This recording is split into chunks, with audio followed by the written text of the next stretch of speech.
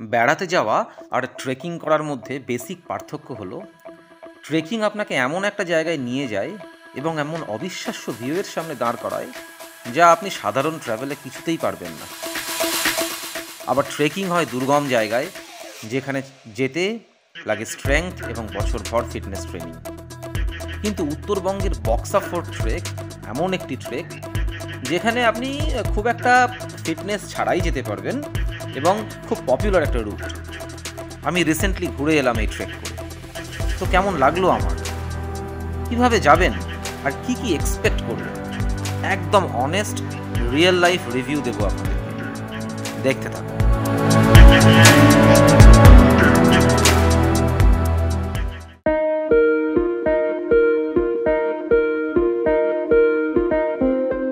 Buxa tiger রিজার্ভের entry point থেকে সোজা চলে গেলে ডান দিকে জয়ন্তী আর সোজা সান্তালাবাড়ি। সান্তালাবাড়ি অবধি আপনারা নিজের অথবা ভাড়া করা গাড়ি নিয়ে আসতে পারবেন। রাস্তা খুবই সুন্দর। এবারে আমরা যাচ্ছি বক্সা ফোর্ট। জয়ন্তী থেকে খানিকটা আবার আলিপুরদুয়ারের দিকে এসে ডান দিকে একটা মোড় থেকে ডান দিকে ঘুরে সান্তালাবাড়িতে আসতে হয়। সান্তালাবাড়ি এইটাই হচ্ছে সান্তালাবাড়ি। এইখানে মোমো টোমোর দোকান কিছু আছে, আপনি খেতে পারেন, এবং একটা জায়গায় পারমিট করাতে হয়, আপনার ওই বক্সার পারমিটটাই প্রডিউস করতে হবে। তারপরে এখান থেকে লোকাল গাড়ি নিয়ে মারুতি ওমনি 6 জন করে যেতে পারে, আপনাকে 0 পয়েন্ট নিয়ে যাবে, সেখান থেকে ট্রেক করতে হবে। গাড়ি এবং গাইড পার গাড়িতে ওই ধরুন 800-900 ইউ ক্যান নেগোশিয়েট, আর গাইড 400-500 এরকম, টোটালটাই নেগোসিয়েশনের উপর চলে। সান্তালাবাড়ি থেকে 0 পয়েন্ট ওই 1.5 থেকে 2 কিলোমিটার মতো রাস্তা, মারুতি ওমনি গাড়ি চলে। রাস্তাটা কিন্তু বেশ চড়াই। আমরা চলে এসেছি জিরো পয়েন্ট, এটাই 0 পয়েন্ট। এই পয়েন্টের পর থেকে আর কোথাও কোনো গাড়ি বা বাইক কোনো কিছু যায় না। এখান থেকে আমাদের ট্রেকিং শুরু হবে এই রাস্তাতে। এই হচ্ছে পথ, পাথর বোল্ডারে ভরা মোটামুটি। প্রথমটা খানিকটা চড়াইতে উঠছি আমরা। আমাদের দলে টোটাল 12 জন আছি আমরা। ছোটোখাটো ট্রেক হচ্ছে, সবার কাছে ট্রেকিংয়ের অভিজ্ঞতা একদম নতুন। আমি এর আগেও করেছি, আমার ট্রেকিংয়ের ভিডিও আপনারা দেখতে পাবেন, কুয়ারি পাস ট্রেকিং চ্যানেলে পাবেন।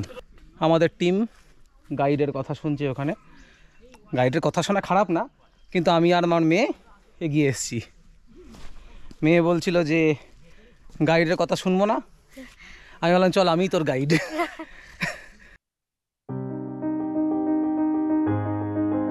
এখানে একটা ছোট্ট ভিউ পয়েন্ট আছে, এই ভিউ পয়েন্টটাতে গিয়ে দেখি আমরা।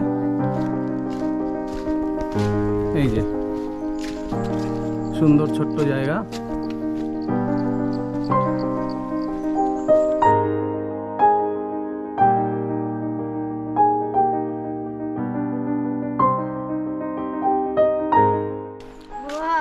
নদীর স্ট্রিম দেখা যাচ্ছে, এদিকে একটা, এখানে একটা, ওখানে একটা, এবং পুরো হরাইজন আমাদের চোখের সামনে পরিষ্কার। মোটামুটি হাঁটা শুরু করার মিনিট 2-এর মধ্যেই একটা সুন্দর ভিউ পয়েন্ট আছে, যেখান থেকে আমাদের জয়ন্তী রিভার বেড, যেখান থেকে আমরা উঠে এলাম, সেইটা দেখা যায়। আমি আর আমার গিন্নি একসাথে ট্রেক করছি। আমি অনেকবার ওকে বলেছি ট্রেক করতে যাওয়ার জন্য, তো এই একটা ছোট ট্রেক দিয়ে শুরু করলো। আশা করি এরপরে একটা বড় ট্রেকেও যাবে। কি যাবে তো? ওই যে দূরে লাল বাড়িগুলো দেখা যাচ্ছে, ওইখানটাতেই আমরা যাব। ওই জায়গাটাই হচ্ছে বক্সা ফোর্ট। আর বক্সা ফোর্টের পিছন দিকে ওই যে পাহাড়গুলো দেখা যাচ্ছে, ওই পাহাড়গুলোতে আছে হচ্ছে লেপচাখা। লেপচাখাতে আমরা যাব না আজকে, আমাদের সময় হবে না। লেপচাখাটা আরও সুন্দর জায়গা। যাচ্ছি, রাস্তাঘাটে নাম না জানা বা নাম জানা অনেক রকমের পাখি দেখতে পাচ্ছি, লাল বা আরও বিভিন্ন কালারের রং বাহারি। ছবি তোলার চেষ্টা করছি। আমার এই ছোট লেন্স নয় যদিও, 55-250 লেন্স, সেটা বেসিক্যালি পোর্ট্রেট লেন্স।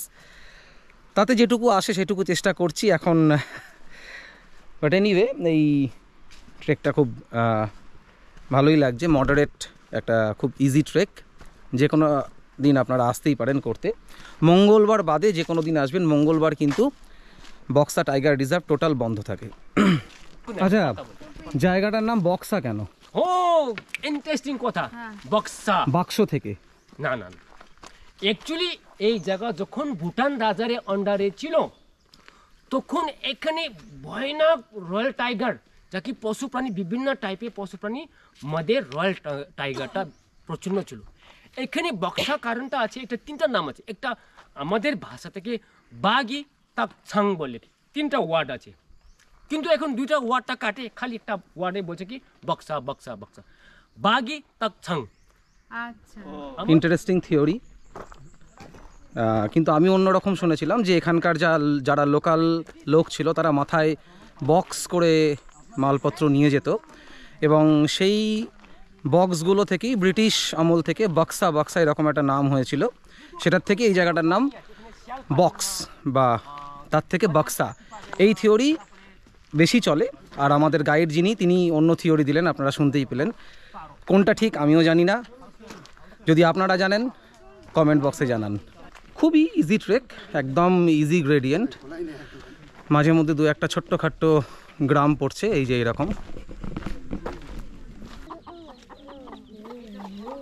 এখানে লেখা আছে do not pluck flowers, fine ₹500।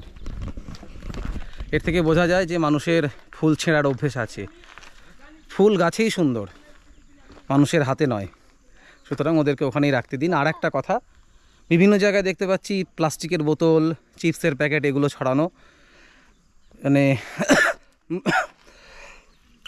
বলে বলে আমার কি বলবো, আমার মাথা খারাপ হয়ে গেছে, কিন্তু মুখ ব্যথা হয়ে যায়। আপনারা এই ধরনের অ্যাক্টিভিটিগুলো করা বন্ধ করুন।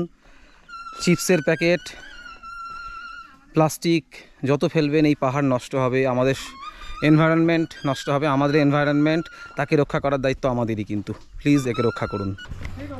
এটা একটা রেস্টিং পয়েন্ট যাওয়ার পথে, যদিও এইটুকু ট্রেক রেস্ট না নিলেও হয়। আচ্ছা নোরা, তুই একটা কথা বল, এই যে ট্রেকটা করছিস, এই ট্রেকটা কি তোর কাছে খুব আইডিয়াল ট্রেক মনে হচ্ছে? মানে এর থেকে ভালো ট্রেক তোর কি মনে হয়? যদি এর থেকেও ভালো হতে হয় কীরকম হবে সেটা তোর মতে? রেস্টিং পয়েন্টগুলো হয়তো আরেকটুখানি পরে থাকলেও হয়। আচ্ছা, আর বাড়িঘর ঠিক এখানে মানাচ্ছে। এক্স্যাক্টলি, এইটাই হচ্ছে আমার কথা, যে আমার মতে ট্রেক হবে একটা গড ফরসেকেন জায়গা, পাণ্ডব বর্জিত, যেখানে আমি totally disconnected from human civilisation, এরকম একটা জায়গায় আমি চাইবো। রেস্টিং পয়েন্ট তো পয়েন্টের দরকার নেই, কোনো পয়েন্ট করে দেওয়ার দরকার নেই। আমার যদি মনে হয় আমি রেস্ট নিতে চাই, আমি রেস্ট নেব। ট্রেকিং মানে আমি হাঁটছি, আমি হাঁটা বন্ধ করে দিলে আমার রেস্ট। কিন্তু এই যে এত বাড়ি ঘর, এই যে হাঁটছি এত কিছুর মধ্যে দিয়ে, ঠিক আছে ভালো, সবই ভালো, কিন্তু এটা আমার কাছে ঠিক আইডিয়াল ট্রেকিং নয়। আমি কিন্তু আমি একবারও বলছি না যে এই ট্রেলটা খারাপ বা কিছু, বা আপনারা এখানে আসবেন না, অবশ্যই আসবেন, খুব সুন্দর জায়গা। এবং সবথেকে বড় কথা, হিস্টোরিক্যালি একটা সিগনিফিক্যান্ট জায়গা। এখানে অনেক মিক্সড পপুলেশন আছে, মানে ভুটানি, নেপালিজ এবং কোচবিহারের কিছু রাজবংশীয় লোক, এই সমস্ত কিছুর মিক্সচার আছে।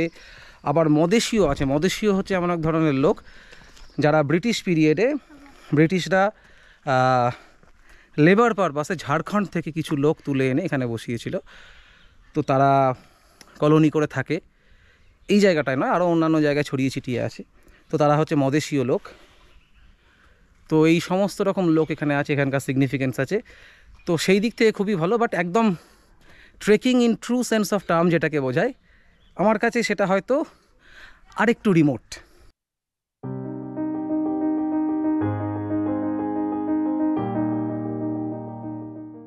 সবচেয়ে গ্রেট ব্যাম্বু এটা আছে। আচ্ছা, তো এটা খুব গল্প আছে। এটা সেই সময় এটার উপরে মানুষরা নির্ভর করতো। মানুষ বাম্বুর উপর নির্ভর করত, মানুষ এখনও বাম্বুর উপর নির্ভর করে, কিন্তু এখন বাম্বুর উপর নির্ভর করে দেওয়ার জন্য।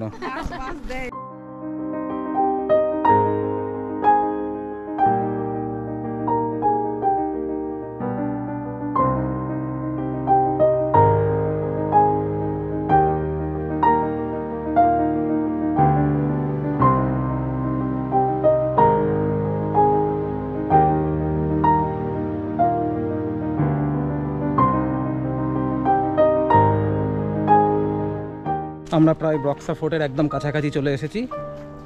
এই একটা ছোট্ট ব্রিজ ক্রস করব। ব্রিজে একটা প্রেয়ার হুইল রাখা আছে, নোরা প্রেয়ার হুইল ঘোরা, চল। এরকম হাত দিয়ে এই দিকে টানতে হবে, ক্লক ওয়াইজ টানো।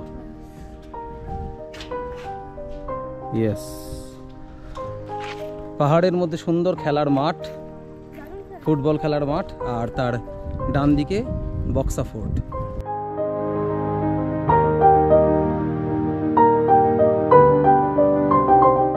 এই বক্সা ফোর্ট এটা বানানো হয়েছিল অনেক আগে, প্রায় 1700 খ্রিস্টাব্দে। আমাদের গাইডের কাছ থেকে যা ইনফরমেশন পেলাম, 1700 খ্রিস্টাব্দের কোনো এক সালে বা কোনো কিছু দশক ধরে হয়তো এই ফোর্ট বানানো হয়েছিল। বানিয়েছিলেন ভুটান রাজারা। তারপরে 1865 সালে খুব সম্ভবত ব্রিটিশরা এই ফোর্টটাকে ক্যাপচার করে, এবং তারপরে এটাকে তারা একটা বন্দি, এবং তারপরে তারা এই ফোর্টটাকে আরও কিছুটা রেনোভেট করে, তার এক্সপ্যানশন করে, আরও বেশি মানে ফোর্ট্রেসটাকে মানে আরও বেশি রিইনফোর্সড করে তারা, এবং সেটাকে এই ফোর্টটাকে তারা একটা বন্দিশালায় পরিণত করে। বিভিন্ন স্বাধীনতা সংগ্রামী যারা ছিলেন তাদেরকে এখানে এনে আটকে রাখা হতো। বেশ কিছু এইরকম বিখ্যাত স্বাধীনতা সংগ্রামী যাদেরকে এখানে আটকে রাখা হয়েছিল, যেরকম আমরা যাকে বাঘা যতীন বলে চিনি, তিনি, প্রফুল্ল রায়, অনিল রায়, এরকম। এবং তারপরে এখান থেকে অনিল রায় তিনি রবীন্দ্রনাথ ঠাকুরকে একটা চিঠি লিখেছিলেন, তাদের উপরে এখানে খুব টর্চার করা হতো সেই কথা জানিয়ে, যাতে রবীন্দ্রনাথ ঠাকুর কবিগুরু সেই সময় তাদের কিছু উন্নতি করতে পারেন, বন্দীদের, স্বাধীনতা সংগ্রামীদের। তো এই হচ্ছে সেই চিঠি,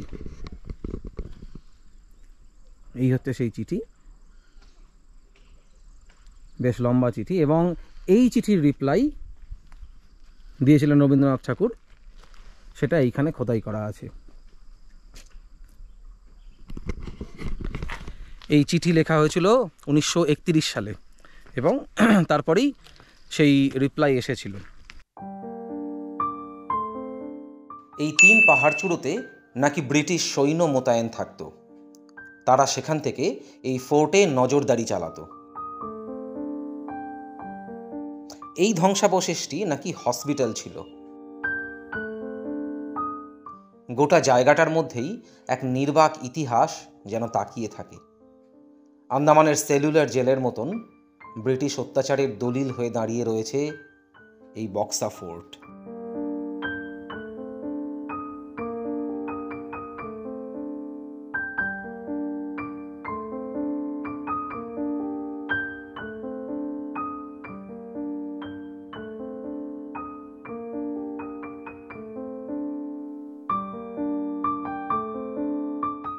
ট্রেক থেকে ফিরে এলাম, একদম শেষেই চলে এসেছি, ওই 0 পয়েন্ট। ব্যাপার হচ্ছে যে এই ট্রেকটা আমার পার্সোনালি খুব একটা ভালো লাগেনি। তার কারণ তো একটা আপনাদেরই বললাম, যে প্রচণ্ড ভিড়ভাট্টা চারিদিকে, এত ক্রাউডেড ট্রেক আমার ভালো লাগে না। আর দ্বিতীয় কথা হচ্ছে যে প্রচণ্ড নোংরা চারিদিকে, লিটার্ড একদম, জিনিসপত্র পড়ে আছে, আবর্জনা। এই যে দেখুন এখানে পোড়ানো হচ্ছে প্লাস্টিক, মানে কতটা আনহাইজিনিক হতে পারে একটা জায়গা, একটা ট্রেক, মানুষজন ঘরবাড়িতে ভর্তি। তো পার্সোনালি আমার এটা ভালো না। যারা ট্রেক ভালোবাসেন, নির্জনতা ভালোবাসেন, এই ট্রেক তাদের জন্য নয়।